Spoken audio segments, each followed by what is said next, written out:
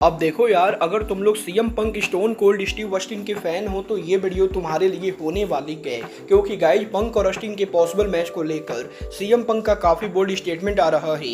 WWE में solid flare के return होने को लेकर बैक स्टेज से मेजर अपडेट आ चुकी है।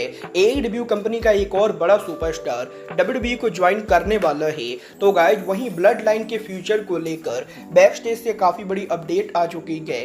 तो गाइस, चलिए बिना किसी देरी के शुरू करते हैं इस वीडियो को। और गाइस, सबसे पहले बात करेंगे best in the world CM Punk की। वेल गाइस, इस हफ्ते सीएम पंक के लेटेस्ट इंटरव्यू के ऊपर सीएम पंक ने डब्ल्यूडब्ल्यूई के अंदर उनके ड्रीम मैचेस को लेकर बात की, जहां पर सीएम पंक का ये कहना है कि वैसे तो डब्ल्यूडब्ल्यूई के अंदर अब कोई ऐसा रेसलर नहीं है जिससे यहां पर पंक ड्रीम मैच रेसल करना चाहिए। बट गाइस, डेफिनेटली अगर यहां पर पंक को किसी से लड़ना होगा तो पंक यहां पर स्टोन कोल्ड स्टीव ऑस्टिन को फेस करना चाहेंगे। और गाइस, जैसा कि हम सभी लोगों को मालूम है, स्टोन कोल्ड स्टीव ऑस्टिन ने ऑलरेडी ये टीज कर दिया है कि वो अगले साल रेसलमेनिया के ऊपर रिटर्न करने वाले गए। और यहीं ऑस्टिन के रिटर्न को लेकर पंक यहां पर ये बोलते गए कि अगर यहां पर ऑस्टिन अगले साल डब्ल्यूडब्ल्यूई के रेसलमेनिया पर आ रहे गए तो गाइस वो यहां पर सीएम पंक को फेस कर सकते गए। और गाइस, यहां पर सीएम पंक वैसे तो ऑस्टिन की बहुत ही ज्यादा रिस्पेक्ट करते गए, but guys definitely CM Punk WrestleMania के ऊपर स्टोन कोल्ड स्टीव ऑस्टिन को बीट करना चाहेंगे। और पंक ये बिलीव करते गए कि सीएम पंक और ऑस्टिन का मैच डब्ल्यूडब्ल्यूई के अंदर पॉसिबली बिगेस्ट मैच हो सकता है।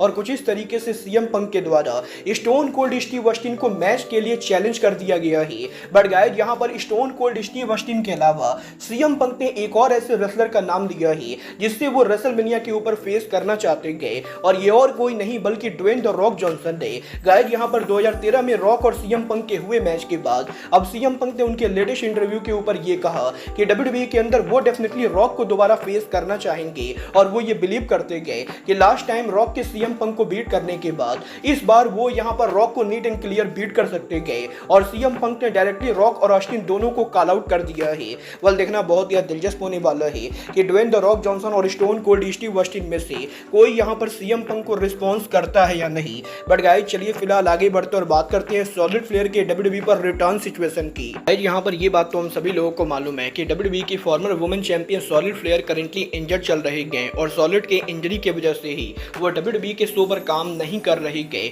बट अब यहां पर यह कंफर्म हो चुका है कि सॉलिड फ्लेयर की इंजरी काफी हद तक सही हो चुकी है, और आने वाली पॉसिबली 2 महीनों के बाद सॉलिड फ्लेयर डब्ल्यूडब्ल्यूई के ऊपर रिटर्न करने के लिए मेडिकली क्लियर होने वाली है।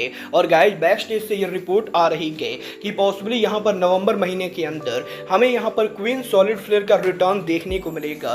वेल, देखना बहुत ही दिलचस्प होने वाला है कि सॉलिड फ्लेयर एग्जैक्टली डब्ल्यूडब्ल्यूई के किस शो पर रिटर्न करती है। बट गाइस, चलिए फिलहाल आगे बढ़ते और बात करते हैं ब्लड लाइन के फ्यूचर की। वेल, बात करें अगर यहां पर ब्लड लाइन की तो गाइस, ये बात तो हम सभी लोगों को मालूम है, डब्ल्यूडब्ल्यूई के अंदर करंटली ब्लड लाइन के अंदर तमा तोंगा और जेकब फातू टैग टीम चैंपियन है। But guys, currently story line के हिसाब से जेकब फातू इंजर्ड चल रहे गए, और अब यहां पर इस चीज को लेकर रिपोर्ट आ रही है कि डब्ल्यूडब्ल्यूई में ब्लड लाइन के पास जो टाइटल है वो टाइटल जरूरी नहीं है कि जेकब फातू और तमा तोंगा डिफेंड करेंगे, क्योंकि वो टाइटल यहां पर ब्लड लाइन फैक्शन के अंदर है। और इसीलिए डब्ल्यूडब्ल्यूई के टैग टीम चैंपियनशिप को जेकब फातू के अलावा तमा तोंगा ब्लड लाइन के किसी दूसरे मेंबर के साथ भी डिफेंड कर सकते गए। और जैसे कुछ सालों पहले डब्ल्यूडब्ल्यूई के अंदर न्यू डे में डब्ल्यूडब्ल्यूई का टैग टीम चैंपियनशिप तीनों मेंबर में से कोई भी डिफेंड करता था, कुछ उसी तरीके से अब ब्लड लाइन के अंदर ब्लड लाइन का कोई भी मेंबर डब्ल्यूडब्ल्यूई के टैग टीम चैंपियनशिप को डिफेंड कर सकता है।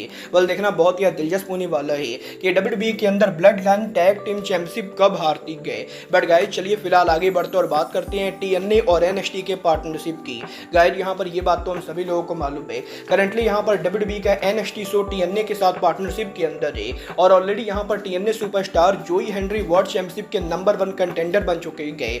और डब्ल्यूडब्ल्यूई के अगले पेपर व्यू नो मर्सी के ऊपर जोई हेनरी इथन पेज को फेस करने वाले गए। और अब यहां पर एनएक्सटी के head of creative Shawn Michael के लेटेस्ट इंटरव्यू के ऊपर शॉन माइकल ने एनएक्सटी और टीएनए के पार्टनरशिप को लेकर बात की, जहां पर माइकल का यह कहना है कि डब्ल्यूडब्ल्यूई एनएक्सटी और टीएनए के पार्टनरशिप में करंटली जो भी हो रहा है वो यहां पर अभी इस पार्टनरशिप की शुरुआत है। और अभी यहां पर डब्ल्यूडब्ल्यूई एनएक्सटी और टीएनए के पार्टनरशिप के अंदर और भी काफी कुछ क्रेजी चीजें होने वाली है। और माइकल ने ये कंफर्म कर दिया है कि एनएक्सटी और टीएनए की ये पार्टनरशिप अभी ओवर ना होकर बल्कि काफी लंबी जाने वाली है। और हमें यहां पर इस पार्टनरशिप के अंदर आगे यहां पर और भी काफी सारे क्रॉस प्रमोशन मैचेस देखने को मिलेंगे। बल देखना बहुत ही दिलचस्प होने वाला है कि टीएनए का और कौन कौन सा रेसलर डब्ल्यूडब्ल्यूई के एनएक्सटी पर डेब्यू करता है।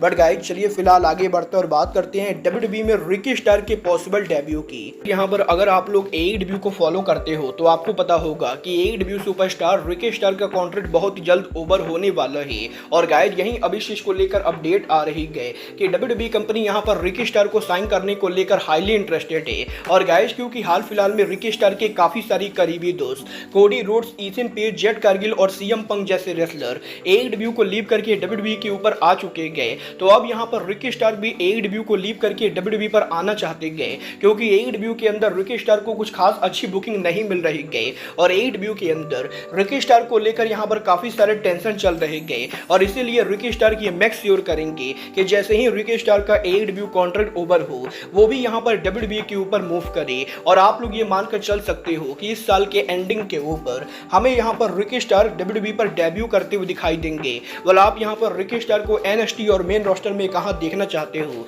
आप लोग मुझे कमेंट करके बताइए। बट गाइज अब आज के इस वीडियो में बस इतना ही। मैं मिलता हूँ आपसे अपने अगले वीडियो में। बट